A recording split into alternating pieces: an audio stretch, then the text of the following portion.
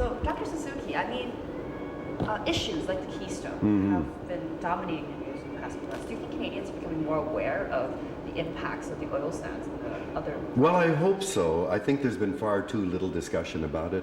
You know, the issue isn't whether we build the Keystone Pipeline or the Northern Gateway or whether we expand the Kinder Morgan pipeline. The issue is, what is our long-term energy policy? And I think the development of the oil sands has gone on without any broad discussion in Canada. And the current Prime Minister has avoided dealing with the issue of climate change. I mean, if we develop the tar sands fully, this is going to contribute half of the greenhouse gas emissions for all of Canada. That's huge. I think that there should be a public discussion about this. But we also know that it seems like the Prime Minister has taken a very different direction with the Canadian public. I mean, he's made it very obvious that next month he's going to go to China to sell these resources. What do you think about that? Well, I think that that's part of his job, I suppose, is to develop the resources of Canada. I just think that now that he's got his majority government, he's now imposing policy without allowing the broad discussion. For example, there's a current review now about the Enbridge Northern Gateway pipeline.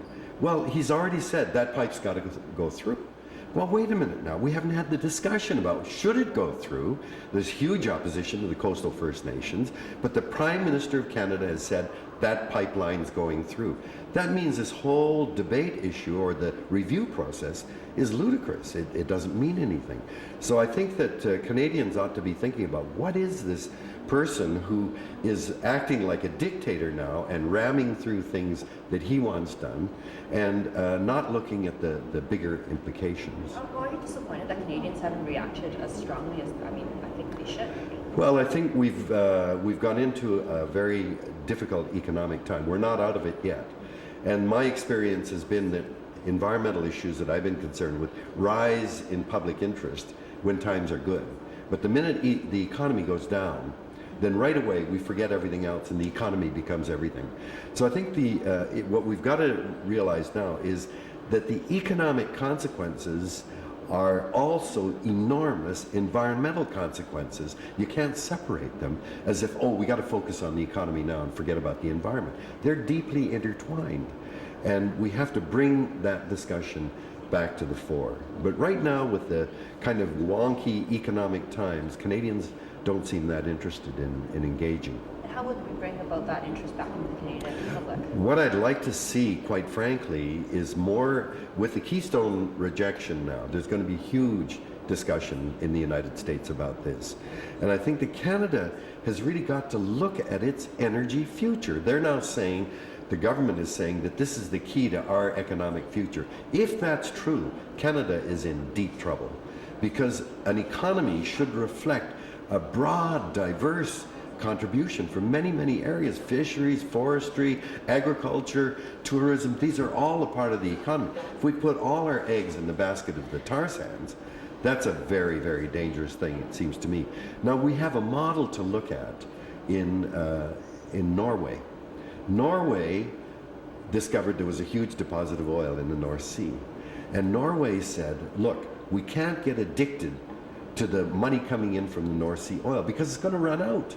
We can't just use it all up and use that money in our general revenues. Norway said, we will only take maximum 5% of the revenues coming in from North Sea oil. And they had a royalty of 100% royalty.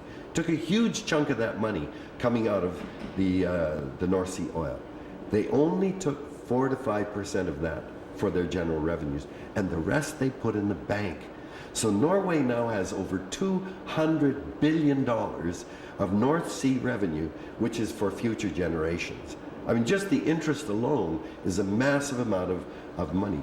What do? We have a tiny royalty, and we put that revenue coming in from the tar sands, we put it right into our general revenue. Well, then we get addicted to that revenue, and we want to keep expanding it, and depending more and more, and it's going to run out. And it creates a huge problem of climate change. But as you said, isn't that because of the dire economic times that we are in right now? Well, I think that the dire economic times, we ought to stop just trying to keep doing the same thing over and over again. This is an opportunity. It's a crisis, but it's an opportunity. I've just come back from Japan, where I was filming for the first anniversary of Fukushima. You had this enormous triple disaster of the biggest earthquake they've seen in years, a huge tidal wave, and then the explosion at the nuclear plant. Japan is at this horrible crisis point where they could use this as an opportunity to change direction completely in their future energy. So we've got to use what is a crisis to develop a much more sustainable future policy. But we're not doing that in Canada. It's let's get on with the same old thing. We know how to drill, pump oil out of the ground. Now there's the tar sands. Just melt that oil and get it out of the ground and get the revenue. But the oil sands seems like to be around not for a long time, only for a few years, I suppose. What did we do before that then? Sorry? What do you... Oil sands, they haven't been... The oil sands have been there for hundreds of millions of years. But we haven't been drilling them. No, because it didn't make any economic sense. It's like tar. Now, how do you get the oil out of the tar? Well, right now we're using the crudest kind of technology. We're melting it. Well, in order to melt that so it will flow, you have to add huge amounts of heat. Where does that heat come from? Right now we burn natural gas. Natural gas is the cleanest of the fossil fuels. We're burning huge amounts of natural gas. The amount that we're using could heat every home in Canada to melt tar. And then you get this very thick stuff that they're going to have to dilute with all kinds of chemicals so it will begin to flow, and then pipe it out over long distances to Texas or to Kitimat. Or China. Well, I mean, if it gets to Kitimat, then it's going to get to China. And those boats will go through one of the most treacherous waters that we know on the coast of Canada. We just have seen a giant cruiser in Italy crash into...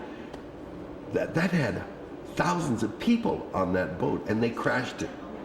Now, what do you think a supertanker, which has only got oil in it, do we think... And we had a ferry, the Northern Princess, the Queen of the North, sorry. The Queen of the North crashed into an island, for God's sake, Gill Island.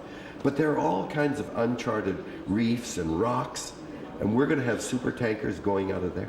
In order to stop a super tanker, it takes miles before you can bring them to a stop because they're so huge. So I think it's just crazy. That's what the First Nations are opposing. They don't want super tankers going up and down the coast through their territory. All right, thanks for your help today, Dr. Suzuki. Thank you.